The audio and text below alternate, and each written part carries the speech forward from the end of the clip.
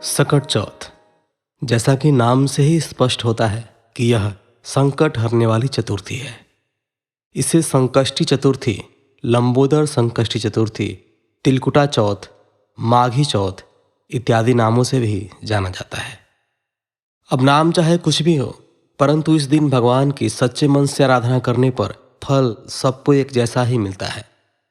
हिंदी पंचांग के अनुसार इस वर्ष माघ माह के कृष्ण पक्ष की चतुर्थी तिथि 21 जनवरी को सुबह 8:51 से शुरू हो रही है। यह चतुर्थी तिथि 22 जनवरी को सुबह 9:14 तक रहेगी। जो भी लोग संकष्टी चतुर्थी का व्रत रखना चाहते हैं वे 21 जनवरी को ही व्रत रखें, क्योंकि इस व्रत में चंद्रमा की पूजा का विशेष महत्व होता है और 22 जनवरी की चतुर्थी तिथि को चंद्रोदय नहीं होगा, इसलिए 21 जनवरी को ही व्रत रखना उचित रहेगा। सकट चौथ का व्रत संतान की सुरक्षा और परिवार की खुशहाली के लिए किया जाता है और इस वर्ष सकट चौथ पर सौभाग्य योग बन रहा है, जो सभी मनोकामनाओं की पूर्ति करने वाला होता है। तो इस बार आप बेझिझक ईश्वर से अपने इच्छा व्यक्त कर सकते हैं। 21 जनवरी को सुबह 9:43 तक मघा नक्षत्र है और इस नक्षत्र में कोई भी मांगलिक कार्य नहीं करना चाहिए और इसके बाद दोपहर 3:06 तक सौभाग्य योग बनेगा, जिसमें मांगलिक कार्य किए जा सकेंगे। और जैसा कि आप सब जानते हैं कि इस दिन भगवान गणेश की पूजा की जाती है, तो सकट चौथ के दिन आप भगवान गणेश की पूजा अभिजीत मुहूर्त में कर सकते हैं, जो कि दोपहर 12:11 से लेकर 12:54 तक रहेगा।